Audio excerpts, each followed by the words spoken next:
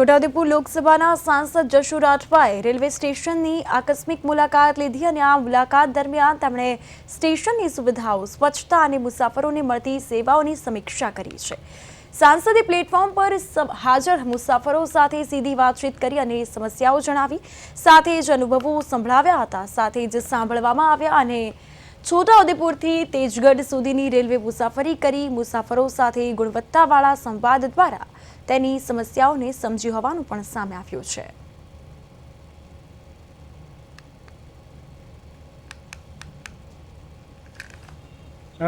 લઈને તેજગઢ સુધી રેલવેમાં મુસાફરી કરી અને રેલવે સ્ટેશન છોટાઉદેપુર રેલવે સ્ટેશનની સમીક્ષા કરી અને